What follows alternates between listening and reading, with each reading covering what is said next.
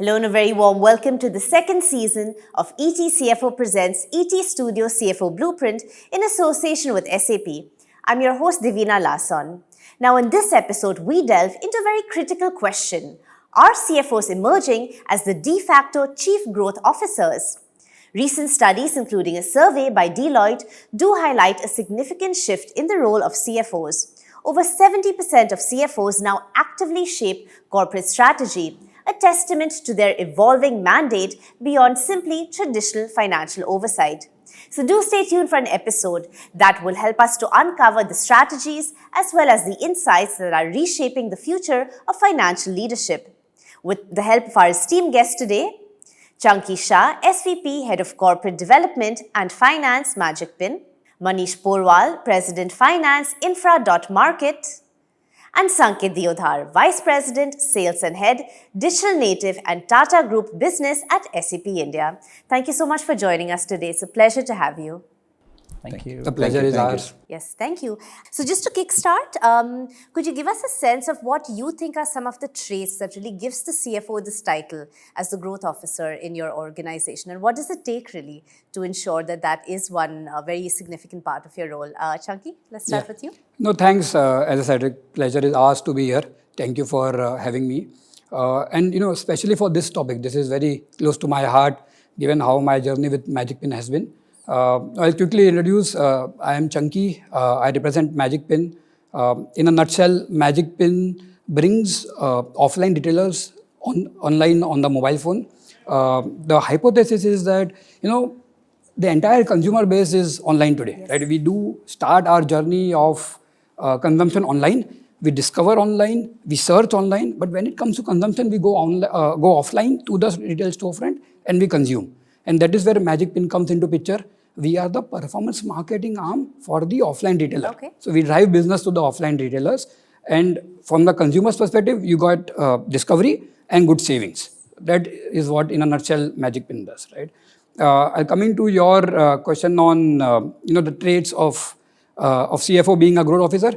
So I have a very different perspective here. Right? What I believe that the key metric of growth lies with the founder or CEO, driven by the board. Sure. What rests with the CFO is the growth metrics, right? So we own the metrics that drive the growth. The entire growth piece, the entire strategy piece lies with the CEO. The key traits that, as a finance person or as a CFO that we would want to enable the entire, I would say the leadership or the CEO is business partnership. That for me, the entire collaboration piece. How do you work very closely with all the key leadership across businesses is the key for us to drive the growth factor. Another thing which is very important is, the way of CFO stands, right, in the organization, he has a view of the entire organization, right? He is able to zoom out and look at the picture in an overall basis. And that is the key, right, to ensure that there is no bias towards any particular function or any particular business, but have a complete picture of how the business will go and how it will grow. Absolutely. It's a very unique positioning actually that the CFO has, and therefore certainly the chief growth officer of the organization. Manish, your thoughts? Well, thank you very much for giving me the opportunity to share my thoughts on the CFO's role and how it is getting transformed as a chief growth officers. As my colleague all shared that the CFO primarily has a 360-degree view. That's where the value comes in. He is the owner of the data, right? Then the data is driven. Or a growth officer technically is expected to forge new relationships. He is getting more involved into how the revenue growth can happen, whether the mergers and acquisitions can work. Historically, if you look at it, the CFOs were playing a role, or conventionally their role was more in terms of a support function. So they were giving the data, but they were not leading those transactions. Now I think that a transition has happened where we are leading the transactions. So that's a substantial switch. Just to introduce myself, I'm Manish Porwal, and I head finance at Infra.Market, a B2B construction material player. That's from my side. Thank you. Sanket, once again, from your perspective, having worked with a variety of organizations, variety of industries, so from the sort of cross-section of your experience, how do you really see the CFOs evolving and emerging as the growth officers in their organizations? Absolutely, and thank you, and it's so nice to be on this panel. I think what Chunky mentioned, Manish mentioned are absolutely the right things in terms of how they are having all the CFOs today have a bird's eye view of the business, right? It really helps them to sort of understand what's happening in each department, what the need of each department is, whether it is looking at the CAC, whether it is looking at the employee retention story, or whether it is looking at the good product mix so that it's a sustainable business. So I think they play a very pivotal role now. I had seen those days where CFOs were focused on data, focused on alarming things to people within the organization. But now there is a lot of, I would say, strength in them in terms of how to use this data for the good of the organization. And in this transformation, I think they are very well poised and placed because they understand data very well. They are able to correlate, plus their ability to do scenario planning at multitude levels and the depth that they can bring in gives them a perspective of how this decision is going to pan out maybe in the next 12 to 18 months or 24 months, which sometimes an outlook doesn't exist in certain organizations, in certain departments. So I think they bring in a very different flavor and understanding of the business, and also drive the culture within the organization, that how do it becomes a data-driven organization. So I think those are the important factors which in the long term will enable the growth story for that organization. And like Chunky mentioned, you drive the growth metrics, the CFOs drive the growth metrics. So what are the right metrics that I should be goaling my organization on is what is defined by the CFOs. Yes, absolutely. I mean, extremely critical functions here that we're talking about. Chunky, can you help us understand more specifically what are some of the metrics that you turn to when it comes to assessing the growth of the organization? See, there are the basic metrics, right, which you look at revenue growth, you look on a year-on-year basis, you would look on a quarter-on-quarter basis. In a startup, we look on a month-on-month, on a week-on-a-week basis as well. But that becomes the key fundamental number one. More important, along with the revenue growth, you look at, say, margins, or contribution margins or gross margins. You also look at returns. I think that is incrementally becoming more important, that the amount of returns, the quantum of returns that you are generating from the capital employed. And finally, the cash flows. It all boils down to the amount of money that you are making from the business. This becomes the sort of headline metrics. Couple of more things that we look at from an investing perspective, right? So we look at CAC, that is the customer acquisition cost. How much are we spending to acquire a new consumer, especially in e-commerce kind of platforms? To supplement that, we look at the lifetime value. So what is the lifetime value of a consumer that I'm getting versus the investment I'm making to get that consumer on? Another metric that I personally closely track are the NPS scores, right? They, for me, are the leading indicators of growth. If your consumers are happy, if your merchants or vendors are happy, then it will lead to a sure shot growth path. Yeah, absolutely. Wonderful. Manish, let's get you in on this. Anything to add to that? Yeah, to add to the data points that CFO generally caters to, for a business like ours where we are servicing multiple products to the same consumer. For me, the end user is only one. So I need to service him multiple products. For me, what becomes important is the wallet share that I am taking. So in a project life cycle, I am giving him 10 products. So there are 10 products that are, now how many products that the consumer is buying out of me? That becomes critical for me. So it's very important for me to track the wallet share.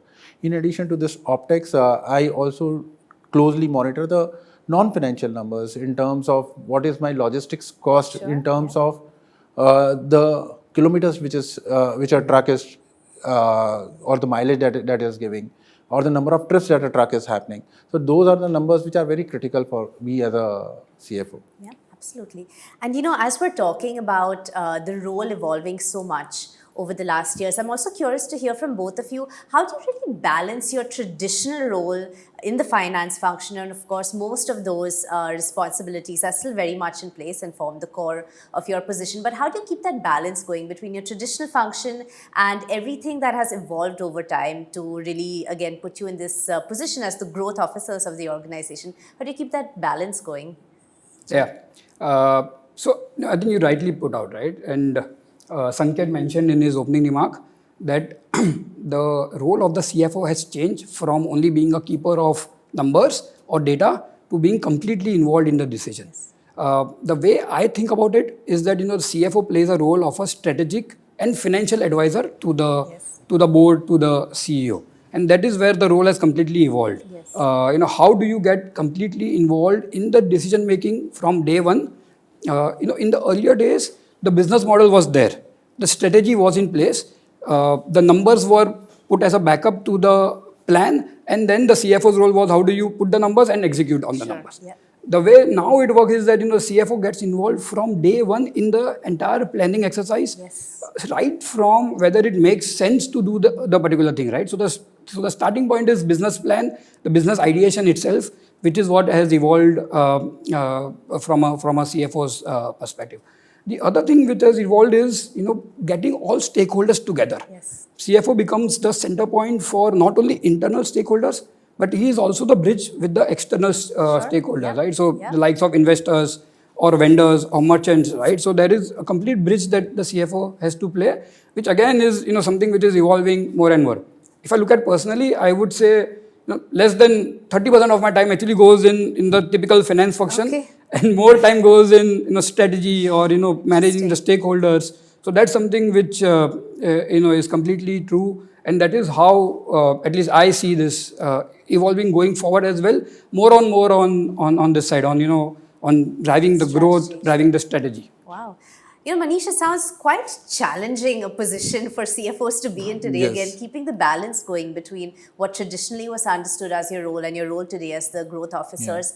What, in your experience, are some of the biggest challenges really as a CFO, and how are you addressing them? I think that the larger challenge currently is there's too much of data which is available sometimes. Sometimes you say that, so sorting that data which is critical for you and how that data supports in decision making, that's becoming more and more critical.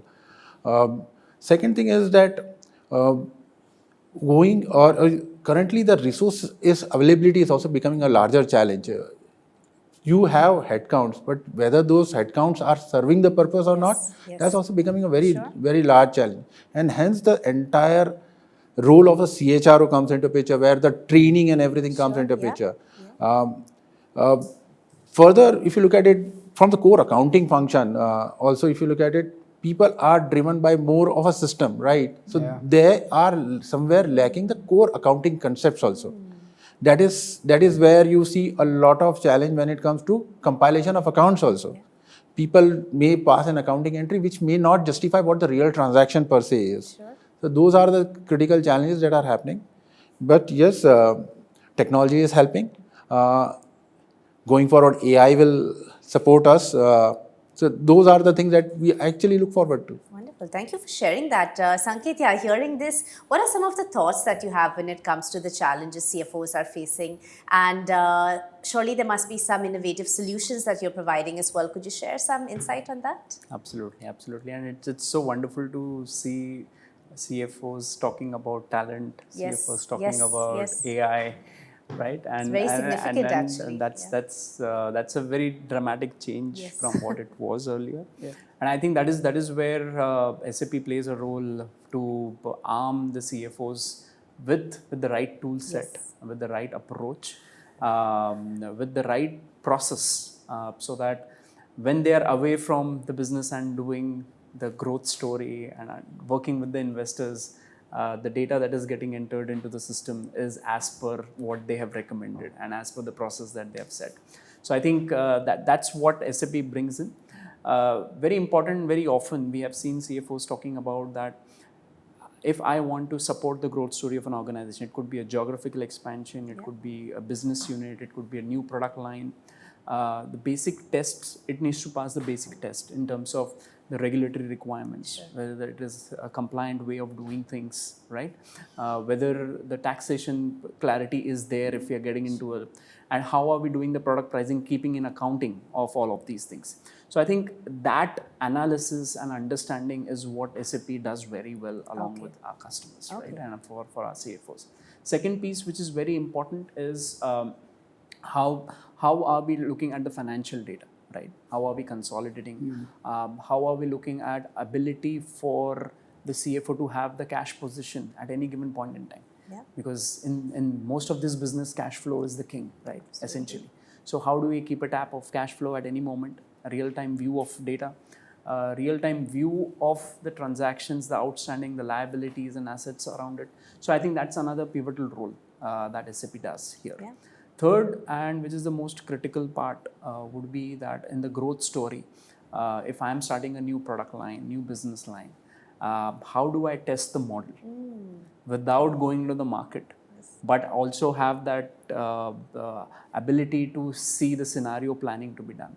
What should be the right growth aspirations for it? What will be the right break-even points for that product line or that business unit?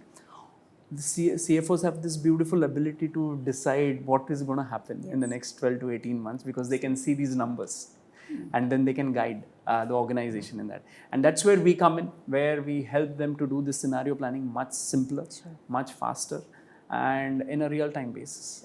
So I think there are multiple facets in which we support the CFOs and the organizations that they drive, and I think that's where we always been said that we are the closest buddies for CFOs, because that's how they have been supporting and sort of working with SAP. Oh, wonderful. Yeah. Thank you for that. And you know what really... Yeah, I think Sanket has put it much better than both of us. He has really articulated it very, very well.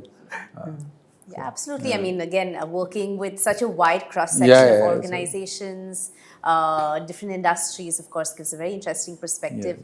So what is really coming through in everyone's points is, of course, the role of data here when it comes to aiding the CFO, but still at the same time being a bit of a challenge on how do you handle the data, how do you handle the insights, how is it best applied.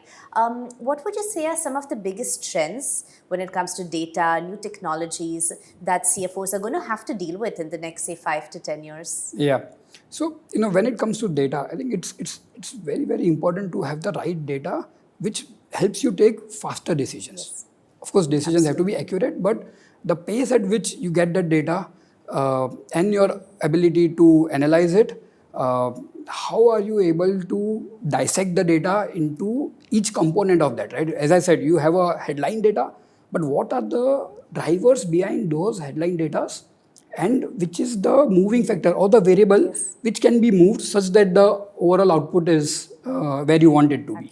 So that is where, the ability to dissect the data into various cuts, that should be available, at the, I would say, click of a mouse, right? So that is something which is only possible through technology. The ability to adopt and innovate and to get that available at a pace which helps makes decision is the key when it comes to using data for making those decisions. The other thing which is important is processes. I think while data is there, the way to assimilate data is to have those processes which are in place. Unless you have those processes, you will always be scrambling around to try and manage your finances or manage your output that you're looking to. Manish, so then in that case, how are CFOs really gearing up to be tech savvy?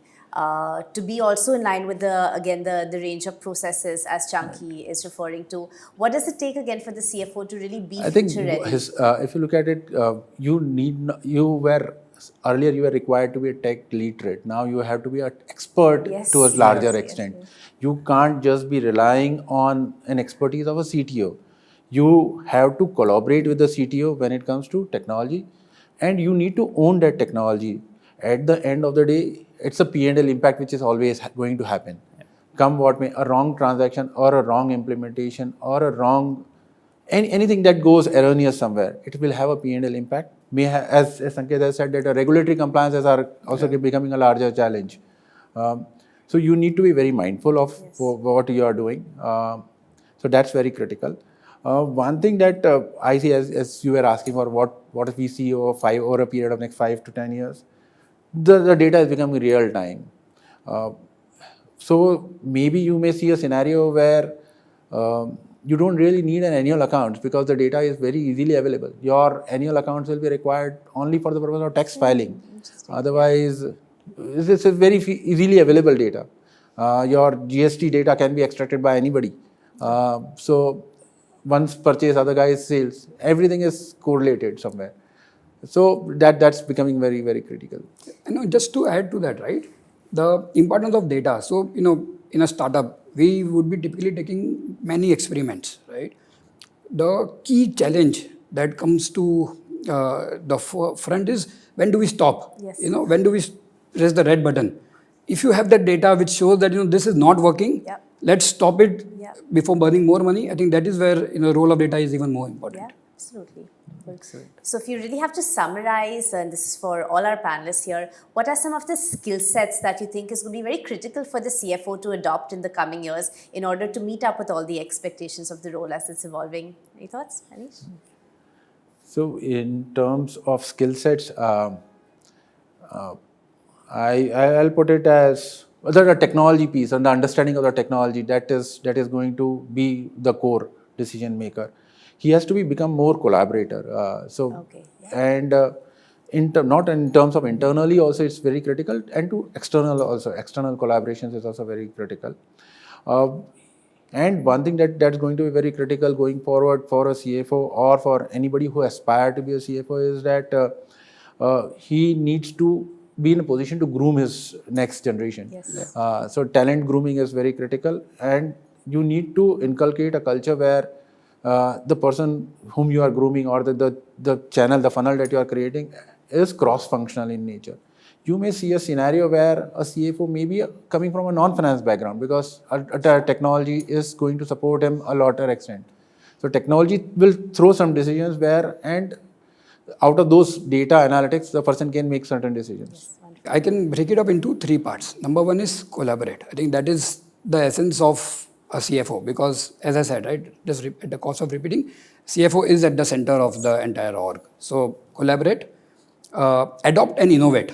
I think with we spoke about technology, so adopt on the technological part and innovate both on technology as well as the business part. Sure. So that's the second leg. The third leg is communicate, right? So over communicate, because the kind of visibility that the CFO has on the entire business, it is imperative that it is shown to the other parts of the verticals of the business as well, so that decision making is again fast and accurate. Yes. So those are, to me, the key skill sets which are necessary, and of course be open to learning. I think that's something which is a no-brainer, that anybody who wants to do well, any function that needs to do well, has to have an open mind and be keen on learning, and how do I make every process better. Absolutely. Wonderful. Sanket, anything you'd like to add to that? Again, just once again, from your vantage point, when you work with so many different organizations, such a cross-section, any skill sets that you see developing, any specific evolution of the role that is really going to be very critical, like a key takeaway for the future of the finance function? Absolutely, and I think there are so many hats that CFOs are wearing today, yes, right? Yes. I remember one conversation where I was having an interaction with them, and the CFO started discussing about the partnership possibilities. Yeah.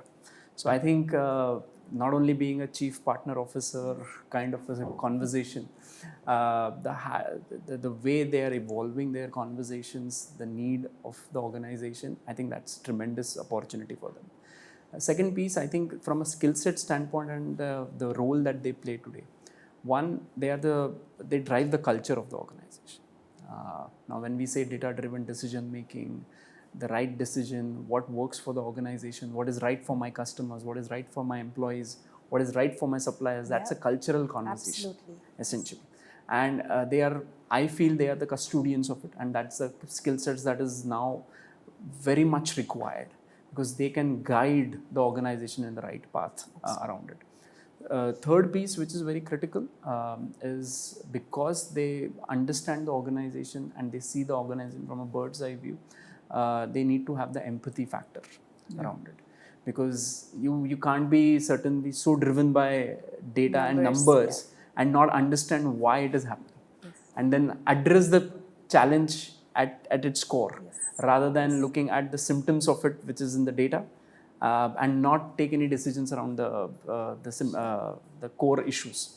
So I think the empathy factor, the culture factor, and as Manish mentioned, the tech-driven story around it. How do I make my organization far more agile and far more adaptive to the scenarios that are changing in the market?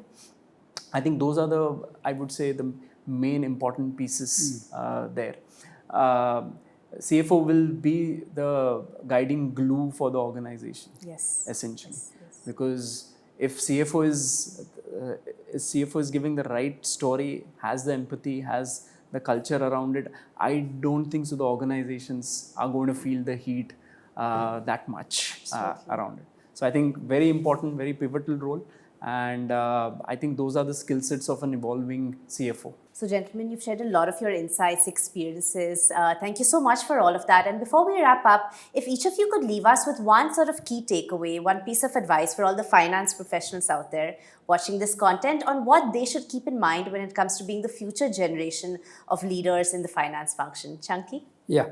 So I think one thing from a finance perspective is, business comes first. We are the backbone of the company, and we should not be a bottleneck when it comes to business. A lot of places, the businesses think of finance as being a bottleneck to the growth. So we need to be enabler of growth. We need to be supporters. I think that is number one when it comes to any finance function or a CFO. Thank you. Manish? For me, it's the ownership of the data. That's very critical. And being more and more involved when it comes to the implementation of technology. Going forward, it's a technology which will become a support. It is and will continue to be a more of backbone it will create. So that's critical for me. Yes, absolutely. Wonderful. Sanket? Yeah, I think it's let me put it in a different way. CFOs today have a very important role to protect the organization. Right. Now, when I say protect the organization, it could be compliance, regulatory, all of it.